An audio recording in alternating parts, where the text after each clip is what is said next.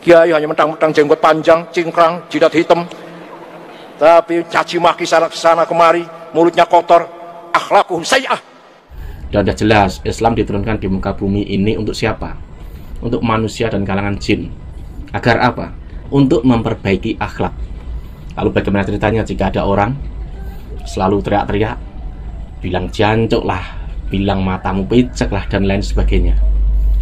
Padahal tujuan agama kan jelas, seperti itu tadi. Sekarang tantangan yang kita hadapi jauh lebih besar, lebih berat, lebih menantang, lebih tajam, lebih radikal. Baik dalam negeri maupun luar negeri, baik yang bersifat agama, sosial, kemasyarakatan maupun politik. Di hadapan kita tantangan yang sangat besar sekali. Oleh karena itu, sekali lagi, mari kita rapatkan barisan, kita rapatkan wahdatus shaf, barisan yang satu. Kita rapatkan satu barisan, NU, Muslimat, Fatayat, dan lain-lain, badan otonom, semuanya harus satu barisan, satu kata, kalimah wahidah, sautun wahid, siratin wahid. Insyaallah, ala barakatillah. Jauhilah dari perpecahan, jauhkan dari perselisihan. Beda pendapat boleh, tapi beda pendapatan itu yang berat. Dimulai dari beda pendapatan, nanti akan ada permusuhan. Bapak sekalian, agar NU lebih berperan, lebih dihargai, maka Al-Quran telah menunjukkan, memberikan guidance bagaimana kita cara berorganisasi yang benar, bernegara bahkan, bernegara yang benar, berpartai yang benar. La khaira fi katsirin min najwahum illa man amara bi shadaqatin aw ma'rufin aw islahin bainan nas. Wa man yaf'al dzalika ibtigha'a mardatillah fasawfa nutihi ajran 'azima. Ayat berapa, surat apa, cari sendiri. Kayak enakan banget saya tunjukkan ayat, nomor ayat, surat. Sudah saya bacakan, saya tunjukkan nomornya, cari sendiri. Baca Quran, semua nanti ada pasti. Percuma kamu berorganisasi, percuma kamu berkumpul, percuma kamu bernegara, ber-DPR, kecuali kalau kita mempunyai 3 agenda. Quran ini. 1, amaro bisodaqotin, memobilisasi sedekah, zakat, infak, wakaf, hibah. Di tengah-tengah ekonomi yang sedang terancam seperti ini, jadikanlah kita umat Islam, mari kita jadikan zakat, infak, sedekah, jariyah, hibah, andalan ekonomi kita, basis ekonomi kita. Paham tidak? Kita punya zakat, kita punya infak, kita punya prinsip-prinsip sedekah yang diperintahkan oleh agama kita, maka harus kita jalankan dengan baik. Insya Allah ekonomi yang sedang sepi ini, sedang merosot ini, bisa diatasi dengan mudah kalau sudah amaro bisadaqatin, jalan dengan baik. Bayangkan, Basnas itu, Badan Amil Zakat Pusat, itu hanya mampu memobilisir dana 358 miliar. Coba, memalukan nggak?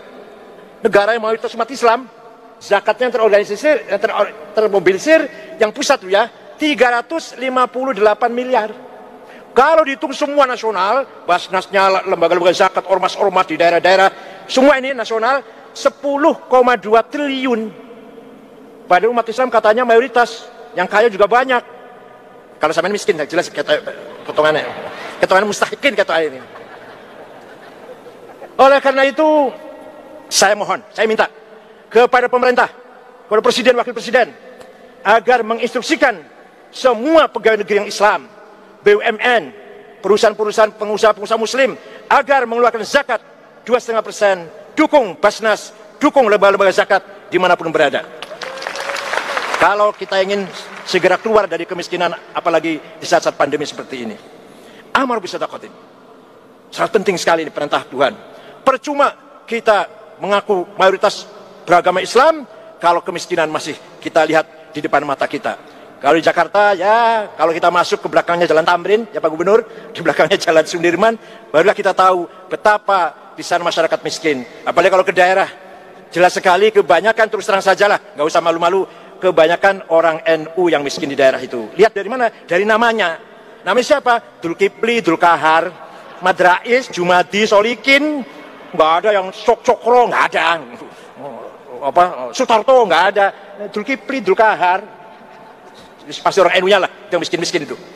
Bagaimana para petani, bagaimana para kuli, para buruh yang hidupnya pas-pasan, masih banyak, masih bisa kita saksikan di daerah-daerah, di pelosok-pelosok yang kebanyakan masyarakat warga Nahdliyin. Tidak boleh kita kenyang sendirian, tidak boleh hanya sekelompok yang kenyang sendirian, tapi membiarkan yang lain kelaparan. Laisa minna man bata syab'an wa jaru ja'i'. Bukan umatku, kata Muhammad, ketika sekelompok kecil kenyang sejahtera, tapi sebagian yang lain mayoritas masih dalam kemiskinan. Yang kedua, au ma'rufin. Organisasi NU akan berguna, bangsa Indonesia akan berwibawa kalau melakukan agenda ma'ruf. Dua saja. Satu, pendidikan. Dua, kesehatan. Pendidikan. Masa depan bangsa ditentukan oleh kualitas pendidikan kita. Kalau pendidikan kita merosot, masa depan anak cucu kita akan menjadi apa itu? Kita sekarang aja seperti ini nih, hasil produk sistem pendidikan masa lalu. Ketika kita masih sekolah, masih kuliah. Dan sekarang kalau lebih merosot lagi, seperti apa anak cucu kita? Budaya kita ditentukan oleh pendidikan kita. Karakter masa depan, kepribadian bangsa masa depan, jati diri masa depan, bangsa ini ditentukan oleh sistem pendidikan kita. Oleh karena itu, Kementerian Mendikbud tidak sembarangan itu. Ya Pak Gubernur ya, yang mantan Mendikbud ini, mantan Mendikbud. Nggak sembarangan itu. Mempunyai amanat, tanggung jawab yang luar biasa. Menentukan kualitas, budaya, jati diri, kepribadian, anak cucu, generasi yang akan datang. Oleh karena itu sekali lagi, mari NU harus cancut taliwondo. Bismillah. Mari kita tingkatkan kualitas pendidikan kita. Alhamdulillah sudah berdiri 38 perguruan tinggi yang milik NU, betul-betul milik NU. Semenjak periode saya ini 10 tahun sekarang sampai sekarang. Dan belakangan alhamdulillah pemerintah memberi tanah 10 hektar di Sentul City. Setelah saya menerima itu dari Pak Luhut Panjaitan, Pak Luhut laporan pada Presiden, sudah saya serahkan Pak, kata Presiden, kata Pak Jokowi, sekalian saja dibangunkan katanya. Alhamdulillah. Itu berkat doanya para kiai-kiai itu, para habaib juga itu. Insya Allah kita akan punya Universitas NU Kiai Haji Abdul Rahman Wahid di Sentul yang mewah dan mentereng. Insya Allah. Tidak lama lagi. Kualitas pesantren, kualitas ma'had harus kita perhatikan. Banyak sekali kemerosotan, kemunduran. Pesantren yang dulu terkenal ngelotok. Apa ngelotok itu apa? Ngelotoknya apa? Ahli tentang ilmu nahu, ilmu balaghah, ilmu saraf, ilmu dan ahli tentang tafsir hadis. Sekarang kita lihat alumni pesantren jauh kualitasnya dibanding alumni ketika saya tahun 70-an. Ketika saya tahun 70-an masih banyak orang hafal alfiyah dari belakang, bukan dari depan. Dari belakang hafal itu, hafal alfiyah itu baru hebat. Baca Fathul Mu'in tanpa harokat, bahkan hafal Fathul Mu'in. Faslun fil jihadi wa huwa fardu kifayatin marratan fi kulli am wa anwa'u arba'atun itsbatu wujudillah wa iqamatu syari'atillah wal qital fi sabilillah wa daf'u dzurri masumin musliman karuhar muslim bil it'ami wal ihsa'i wal. Wah, saya juga dulu hafal dulu, sekarang udah lupa udah.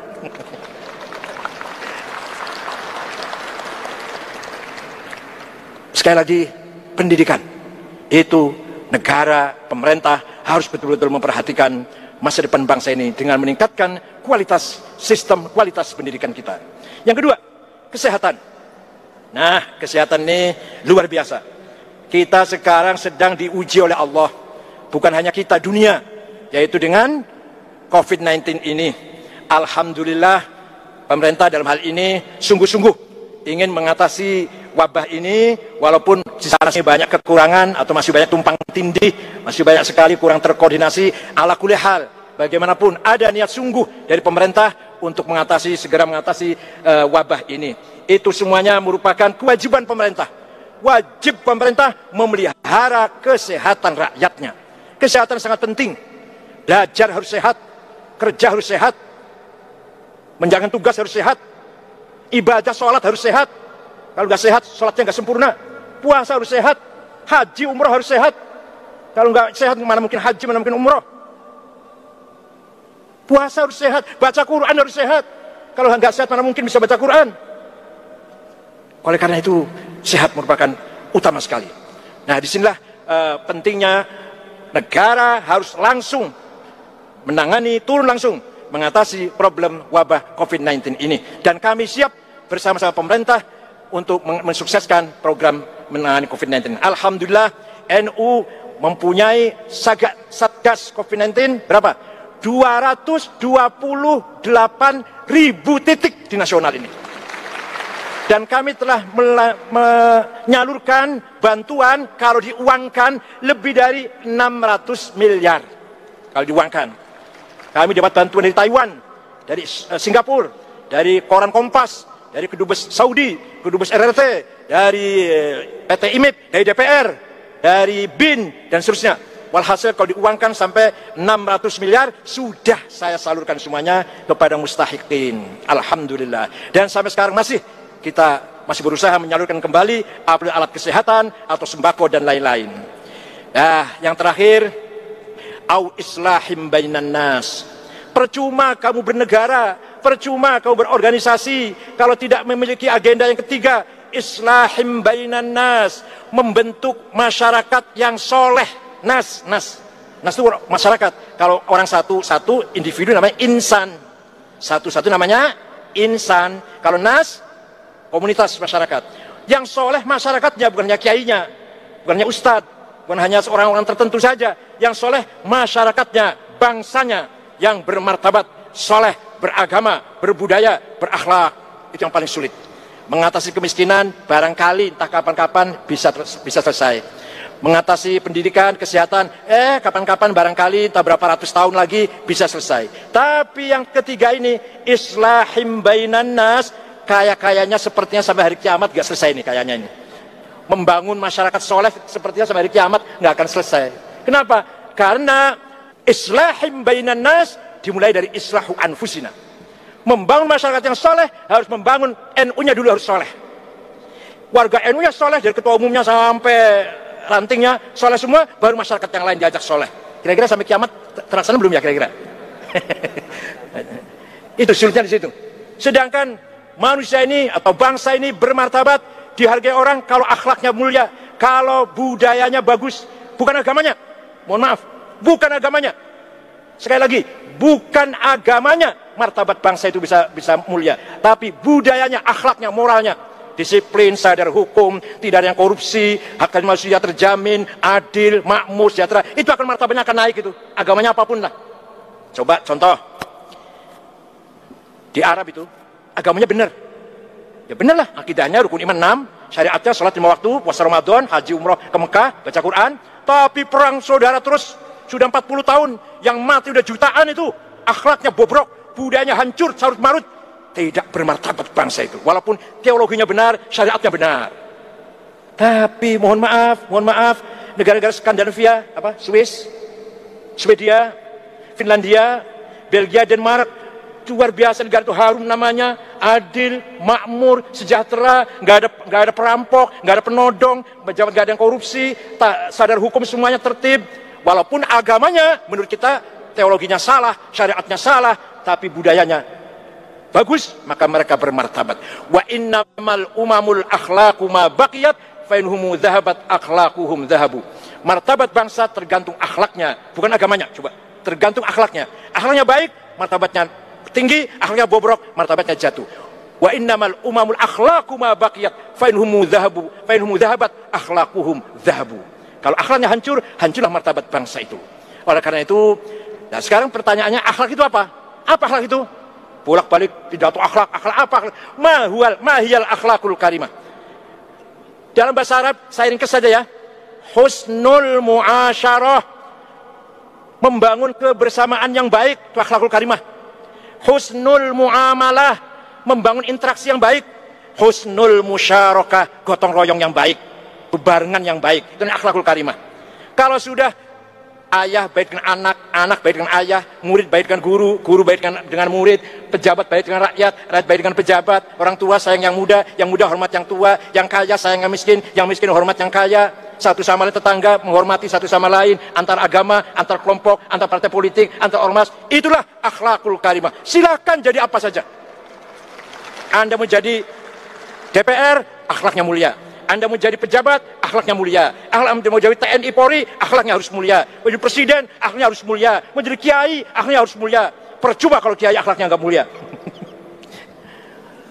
Kiai hanya mentang-mentang jenggot panjang, cingkrang, jidat hitam, tapi caci maki sana kemari, mulutnya kotor, akhlakuhum sayyi'ah, akhlaknya bobrok, tidak bermartabat orang seperti itu.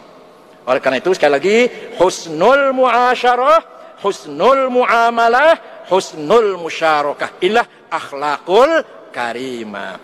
Kesimpulannya, mari NU harus lebih berperan lagi dalam membangun kemajuan martabat bangsa ini, berangkat dari prinsip moral, prinsip spiritual yang kita bangun, dimulai dari kita sendiri, insya Allah akan bisa mengajak orang lain.